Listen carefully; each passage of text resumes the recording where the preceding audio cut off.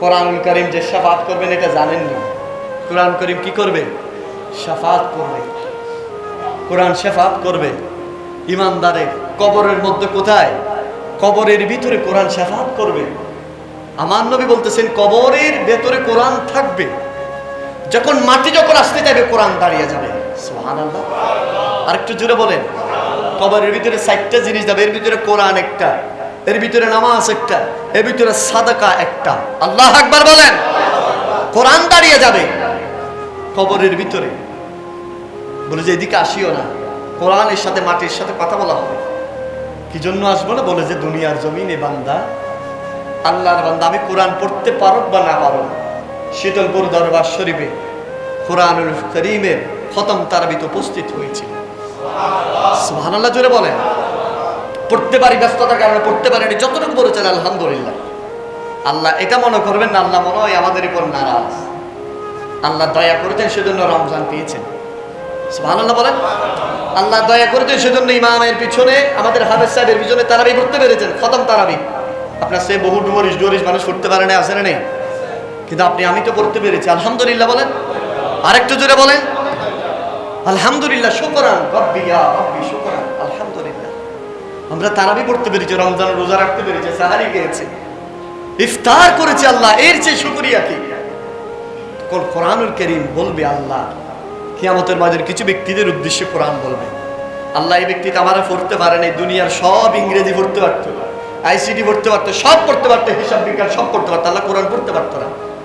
কোরআন সেদিন দাঁড়িয়ে যাবে। আর যদি কোরআনকে যদি আপনি হেতারাম করেন, কোরআন পড়তে পারেন না, কোরআন এমন একটি কিতাব যেটার উপর আপনি হাত আড়াইলে সোয়াব। সুবহানাল্লাহ বলেন না। কোরআন শুনলেও সোয়াব, সোয়াব আছে না নাই? কোরআনের তাজিম করলে সোয়াব। কেউ কোরআন পড়ে তার একটু উজু করেছে, কোরআন যিনি হাফেজ কোরআন উজু করেছে, একটা টিস্যু দিলেন, হুজুর আপনি হাফেজ কোরআন, একটু টিস্যু দিয়ে মুখটা মুছেন, সুবহানাল্লাহ, এটারও সোয়াব আছে। সুবহানাল্লাহ বলেন। সেজন্য আমরা সৌভাগ্যবান, আগামীকাল এই জামে মসজিদের মধ্যে খতম তারাবি শেষ হবে। আল্লাহু আকবার। এবং আরেকবার শুকরিয়া আদান, এই মসজিদকে মুখরিত করে বলেন আলহামদুলিল্লাহ। আলহামদুলিল্লাহ। আপনারা নাখুশ হয়েছেন মনে হয়, একটু জোরে বলেন আলহামদুলিল্লাহ। আর একটু জোরে বলেন আলহামদুলিল্লাহ। খতম তারাবি, কোরআন খতম, এটা কত বড় নিয়ামত জানেন? কোরআন খতমের পরে দোয়া কবুল হয়। কোরআন খতমের পর আল্লাহর কাছে যা চাইবেন তা দোয়া কবুল হবে। এটা আমার আপনার মতো কোরআন তেলাওয়াত, এটা হাফেজের পরিপূর্ণ পরিশুদ্ধ তেলাওয়াত, 6666 আয়াত কারীমার তেলাওয়াত, 114টা সূরার তেলাওয়াত। যেই নবী করিম সাল্লাল্লাহু আলাইহি ওয়াসাল্লাম এই লাইলাতুল কদর কেন দামিয়েছে বাবা? কেন দামিয়েছে বলেন না? কেন? কোরআনুল কারীমের কারণে। সুবহানাল্লাহ।